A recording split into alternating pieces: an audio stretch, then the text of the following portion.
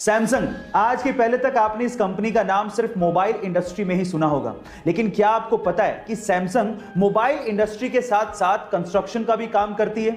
जी हां गाइस, पूरी दुनिया में ऐसी बहुत सारी इमारतें हैं जो कि सैमसंग सीएनटी यानी कि कंस्ट्रक्शन एंड ट्रेड कंपनी ने बनाई है। इनफैक्ट पूरी ही दुनिया की सबसे ऊंची इमारत बुर्ज खलीफा के मेन कंस्ट्रक्टर में सैमसंग सीएनटी का नाम आता है, जो कि सैमसंग की पेरेंट कंपनी है। क्या इसके पहले तक सैमसंग कंपनी का ये फैक्ट आपको पता था? और अगर नहीं पता था तो चैट सेक्शन में जरूर लिखेगा। जहां एक और इंडिया कोरोना के सेकेंड वेव के खतरे से गुजर रहा है, वहीं इस दुनिया में एक ऐसा देश है जिसने अपने आप को कोरोना फ्री घोषित कर दिया है, वो भी इस सिचुएशन में। अब वहां पर पब्लिकली भी मास्क लगाने तक की जरूरत नहीं है। वो देश है इजराइल। पर सवाल यह उठता है कि यह हुआ कैसे? यह हुआ सामूहिक टीकाकरण प्रोग्राम को सुनियोजित तरीके से चलाने की वजह से।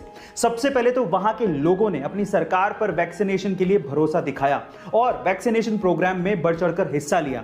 इसके लिए गवर्नमेंट ने एक ऐप लॉन्च किया जिसके थ्रू इजरायली लोगों ने अपने आप को रजिस्टर किया, फिर निर्धारित समय और स्थान पर पहुंचकर वैक्सीन लगवाई और ग्रीन कार्ड हासिल किया। और गाइज, ये सारा का सारा काम बिना कागजी कार्रवाई के किया गया। गाइज, क्या आपको भी लगता है कि इंडिया में भी इजराइल के जैसे ऐसा कुछ होना चाहिए? चैट सेक्शन में जरूर लिखेगा। गाइस, आपने सोना, चांदी, लोहा, तांबा, इन सब धातुओं के बारे में सुना होगा, लेकिन अगर मैं आपसे सवाल पूछूं कि भविष्य की धातु यानी कि फ्यूचर मेटल किसे कहा जाता है, तो आप लोग क्या कहेंगे? जी हां गाइस, फ्यूचर मेटल। चलिए मैं आपको बताता हूं।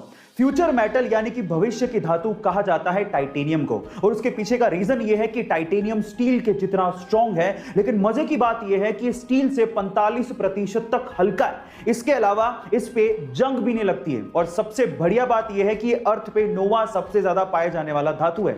इसका मतलब इसकी अवेलेबिलिटी भी बहुत ज्यादा है। और इन्हीं सब प्रॉपर्टीज की वजह से आज टाइटेनियम को एरोस्पेस इंडस्ट्री में, स्पोर्ट्स इंडस्ट्री में, बिल्डिंग इंडस्ट्री में और उसके अलावा surgical implants and equipment industry में भी यूज किया जा रहा है। गाइस, आपको टाइटेनियम के बारे में ये इंफॉर्मेशन कैसी लगी? चैट सेक्शन में जरूर लिखिएगा। और ऐसे अमेजिंग वीडियोस के लिए यूट्यूब पे हमारे चैनल को सब्सक्राइब कर लीजिएगा। और अगर आप